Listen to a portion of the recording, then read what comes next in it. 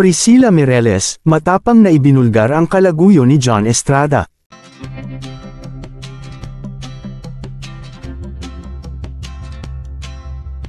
Tila nga isinabuhay ni John Estrada ang kayang karakter sa Batang Quiapo na si Rigor dahil hindi na nakatiis ang kanyang asawa na si Priscilla Mireles na pangalanan ang babae nito.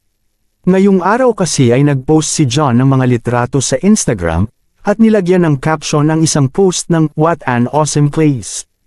Isang Instagram user ang nagkomento, "Sino kasama mo, Rigor?" Si Lena Omar writes, na tumutukoy sa karakter ni John Estrada na si Rigor sa Batang Quiapo. Agad namang nagkomento si Priscilla Mireles ng si @Lily Holman.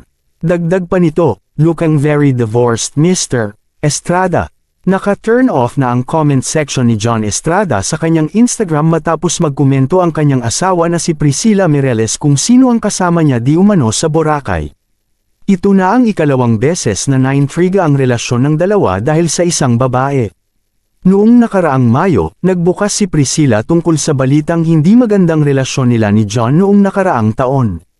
Sa kanyang panayam sa Fast Talk with Boy Abunda, inamin ni Priscilla Mireles na dumaan sila sa isang mahirap na yugto noong nakaraang taon, ngunit marami siyang natutunan mula rito. Pahayag nito, "Unang-una ang dami kong natutunan tungkol sa akin, sa sarili ko. Kasi very light akong tao, I'm very easygoing. And darating sa panahon na ang lahat ng tao may limit. Dumating ako sa limit, kailangan ko sabihin yung isang bagay para naiintindihan ng kabilang side na tama na. Nangyari siya, and natutunan ko dyan, at the end of the day, yung pinaka-importanteng bagay sa buhay natin is peace of mind." Sa ngayon, wala pang pahayag si John Estrada ngunit hindi na maitago ni Priscilla ang galit sa paulit-ulit na pambabae ni John Estrada. Anong masasabi ninyo sa balitang ito? Comment down below. Maraming salamat sa panunood.